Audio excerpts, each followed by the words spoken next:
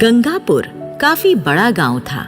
इसी गांव में रोहन नाम का एक युवक अपने परिवार के साथ रहा करता था। रोहन के पापा का तो कई साल पहले देहांत हो चुका था।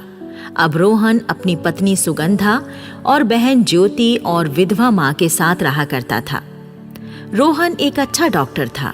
उसने गांव के चौराहे पर अपना छोटा सा क्लिनिक खोल रखा था। रोहन के पापा जब जिंदा थे तब वो मेडिकल स्टोर चलाया करते थे, लेकिन अब उनकी मृत्यु के बाद उनका स्टोर भी रोहन ने अपने क्लिनिक के साथ ही मिला लिया। रोहन अकेला ही क्लिनिक पर मरीजों को भी देखता और स्टोर पर आने वाले ग्राहकों को भी दवाइयाँ सेल करता था। जब से रोहन के पापा की डेथ हुई थी तब से रोहन नास्तिक हो गया था। भगवान से रोहन का विश्वास ही उठ गया था। नहीं तो उससे पहले रोहन और उसके पापा हनुमान जी की आराधना किया करते थे।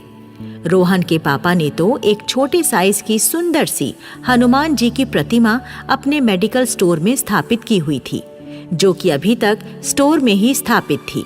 लेकिन अब रोहन ने उस प्रतिमा पर एक पर्दा डाल दिया था। एक दिन की बात है, रोहन के क्लिनिक में एक गरीब आदमी इलाज कराने आया और इलाज कराने के बाद कहने लगा, डॉक्टर साहब, मेरे पास आज आपकी फीस देने के लिए पैसे नहीं हैं। क्या आप अपनी फीस उधार कर लेंगे? मैं कल दे जाऊंगा। कोई बात नहीं भाई, जब तुम्हारे पास पैसे हों तब दे जाना, है ना? भगवान आपको खूब तरक्की दे, आप खूब पैसे कमाएं। मरीज की बात सुनकर रोहन का मूड खराब हो गया। उसने कहा, ये क्या बात बोल दी तुमने? पत्थर के बेजान भगवान भला मुझे कैसे तरक्की दे सकते हैं? अपने ऊपर बैठी हुई मक्खी तक तो वो तुम्हारे कथित भगवान उड़ा नहीं सकते। देखो भाई, मैं भगवान में नहीं, कर्म में विश्वास करता हूँ, कर्म में। रोहन भगवान का नाम सुनकर ही चिढ़ गया। ऐसे ही एक दिन की बात है, रोहन क्लिनिक जाने के लिए तैयार हो रहा था और उसकी बीवी सुगंधा कृष्ण जी की पूजा कर रही थी। तभी रोहन सुगंधा को आवाज देता है, सुगंधा, मेरा नाश्ता तैयार है क्या? मुझे जल्दी से नाश्ता दो, क्लिनिक के लिए लेट हो रहा हूं मैं। तभी रोहन की बहन ज्योति नाश्ता लेकर टेबल पर रख देती है और कहती है, भैया, भाभी अभी पूजा कर रही हैं। आपको कुछ और चाहिए तो मुझे बता दीजिए, मैं ला दूंगी। तभी वहाँ पर सुगंधा भी आ गई। रोहन कहने लगा, क्या सुगंधा, तुम्हारे पास अपने पति के लिए नाश्ता बनाने का समय नहीं है, लेकिन पूजा पाठ करने के लिए खूब समय है।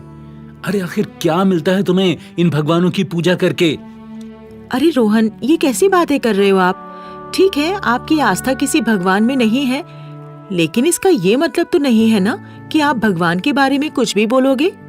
भैया, भाभी सही बोल रही हैं। आपको ऐसे नहीं बोलना चाहिए।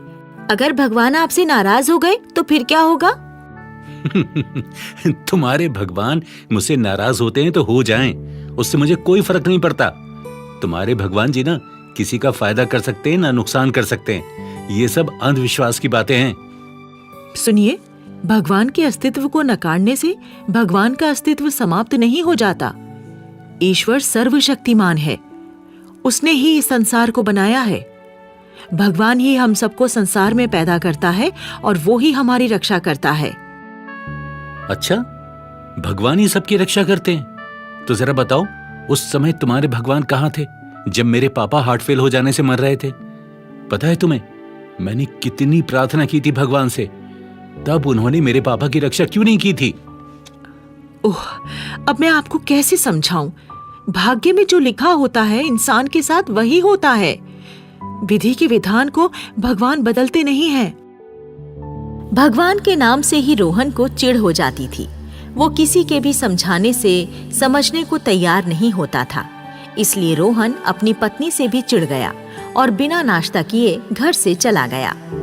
ऐसे ही एक दिन की बात है, रोहन अपने घर से अपने क्लिनिक की तरफ जा रहा था कि तभी उसे रास्ते में एक महिला मिली और कहने लगी, अब सुनो भैया जी, क्या तुम मुझे बताओगे पुजारी रामनाथ जी का घर कहाँ पर है?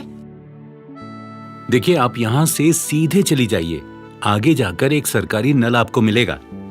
उस नल के बराबर वाली गली में ही पुजारी जी का घर है। देखो भैया, मैं बहुत देर से पुजारी जी का घर ढूंढ रही थी, लेकिन मुझे मिल ही नहीं रहा था। तुमने मुझे सही पता बताकर मेरी परेशानी दूर कर दी।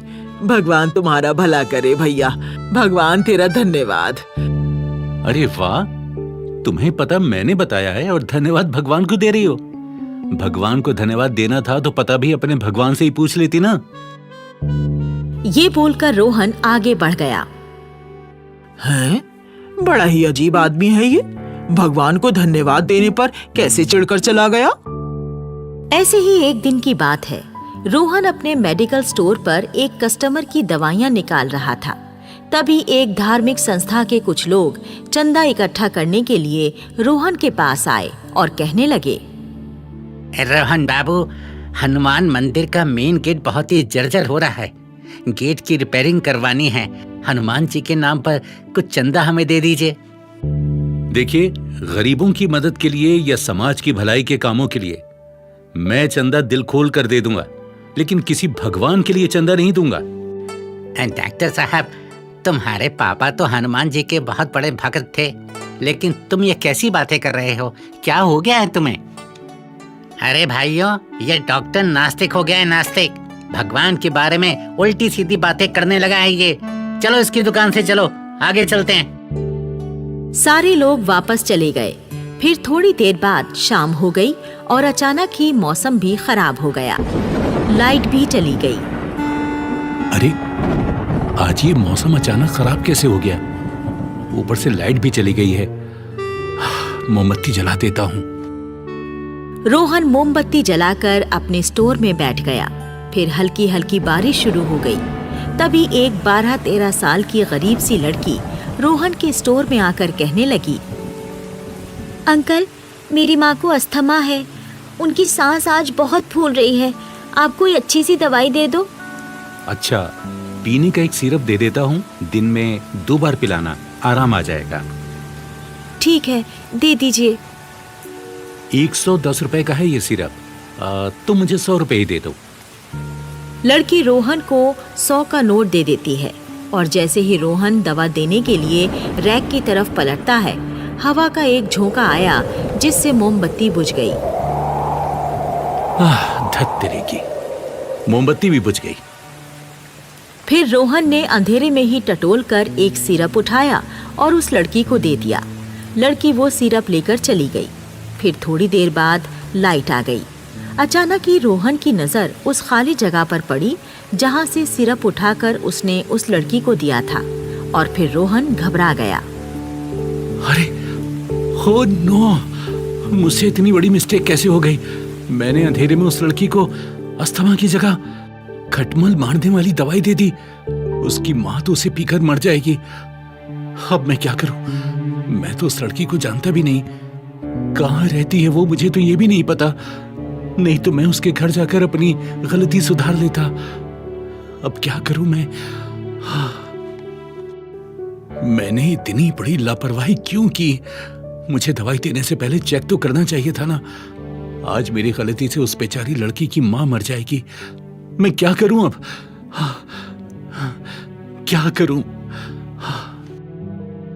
रोहन को अपनी लापरवाही पर अपने ऊपर गुस्सा आ रहा था। पश्चाताप के कारण रोहन की आंखों से टप टप आंसू बहने लगे। दुविधा और बेचैनी रोहन को बुरी तरह सताने लगी। तभी रोहन के सामने उसके पिताजी की आत्मा प्रकट हुई और कहने लगी, क्या हुआ मेरे बेटे? तू तो बहुत समझदार और हौसले वाला इंसान है, फिर आज तू घबरा क्यों रहा है? रोहन पिताजी की आत्मा को सारी बात बता देता है तो आत्मा कहती है, रोहन, तू घबरा मत मेरे बेटे। बजरंग बली की महिमा अपरंपार है। प्रभु हनुमान जी तो संकट मोचन है। वो सभी के संकट दूर करते हैं। तुम सच्चे मन से हनुमान जी को पुकारो, उनसे इस संकट को दूर करने की प्रार्थना करो। मुझे पूरा विश्वास है मेरे संकट मोचन हनुमान जी तुम्हारा ये संकट अवश्य हर लेंगे। लेकिन पापा, मैं तो नास्तिक हो चुका हूं। मुझे तो किसी भी भगवान में विश्वास ही नहीं है। फिर भला हनुमान जी मेरी प्रार्थना कैसे सुनेंगे? बेटा, हनुमान जी या कोई भी भगवान अपने बंदों से कभी नाराज नहीं होते। तुम एक बार सच्ची श्रद्धा से बजरंग बली जी से प्रार्थना तो करो, वो तुम्हारी गलती को माफ कर देंगे और तुम्हारा संकट भी दूर कर देंगे। ये कहकर आत्मा वहां से गायब हो गई। रोहन दुकान में रखी हुई हनुमान जी की मूर्ति के ऊपर पड़ा हुआ पर्दा हटा देता है और हाथ जोड़कर हनुमान जी से प्रार्थना करता है। हे संकट मोचन, हे बजरंग बली, आप मुझ पापी को क्षमा कर दीजिए। आप कोई ऐसा चमत्कार दिखा दीजिए भगवान, जो उस बेचारी लड़की की मां की जान बच जाए। नहीं तो मैं भी वही दवाई पीकर अपनी जान दे दूंगा। मैं अपनी जान दे दूंगा भगवान, क्षमा कर दीजिए मुझे। रोहन हनुमान जी से दया की प्रार्थना करते हुए गिड़गिड़ाने लगा। तभी वही लड़की दुकान पर आई और कहने लगी, अंकल, जब मैं दवाई लेकर अपने घर की तरफ जा रही थी तो पता नहीं कहां से एक बंदर आया और मेरे हाथ से दवा की शीशी छीनकर भाग गया। क्या आप मुझे दवा की दूसरी शीशी दे दोगे? लेकिन मेरे पास और पैसे नहीं हैं। हनुमान जी का ये चमत्कार देखकर रोहन तुरंत हनुमान जी का धन्यवाद देने लगा। सचमुच आपकी महिमा अपरंपार है प्रभु। आपने मुझे बहुत बड़े संकट से बचा लिया। आपकी जय जयकार हो बजरंग बली, जय जयकार हो। और फिर रोहन दवाई की सही वाली शीशी लड़की को दे देता है।